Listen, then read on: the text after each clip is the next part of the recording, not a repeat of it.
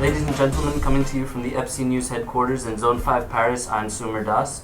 Tonight's topic, the virtual frontier. How real is too real? Deep Dive Virtual Reality was made available to the public 2 years ago. Since then, a variety of issues has come up. As you all know, Deep Dive Virtual Reality is a full immersion into a virtually created environment, such as a video game.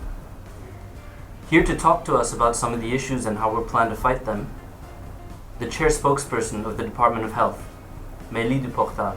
VR has definite uses in a range of professions, such as medical and surgical training without risking potential lives, military application and training of pilots as well. However, since the public release of this technology 2 years ago, there have been various issues arising from VR use.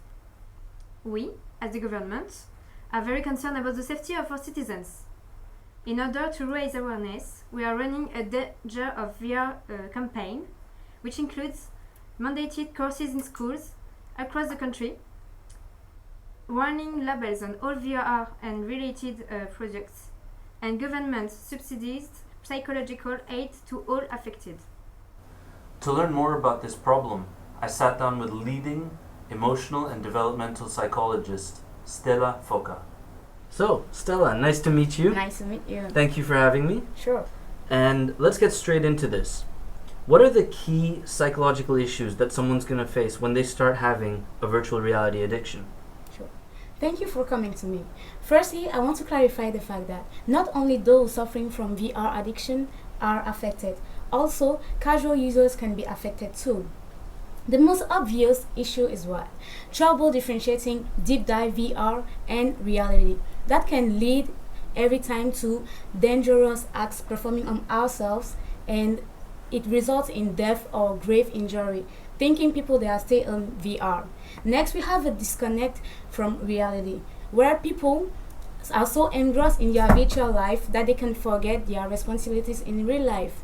It often leads in struggles at work or school, failing to maintain relationships or friendships, and general unhealthiness. Finally, and maybe the most worrying point is what?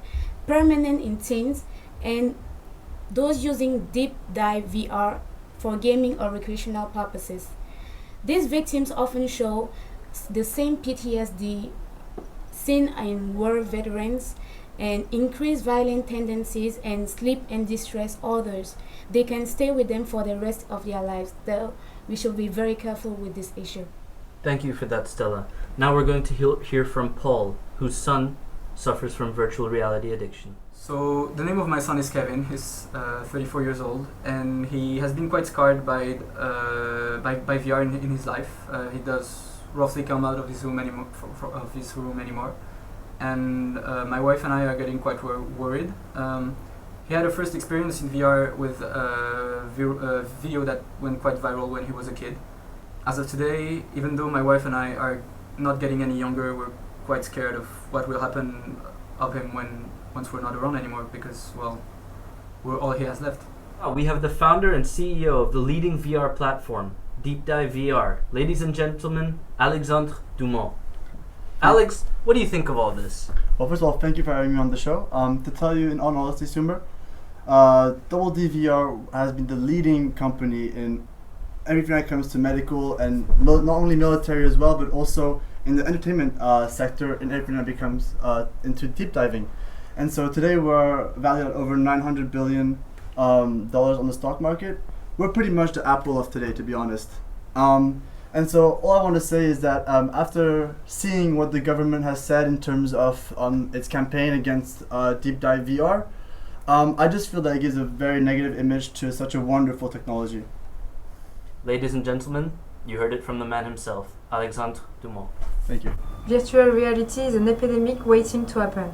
It looms closer and closer with each technological advancement. The only way to act against this is to educate everyone on the dangers of VR. Don't let yesterday's virtual problem Become tomorrow's reality.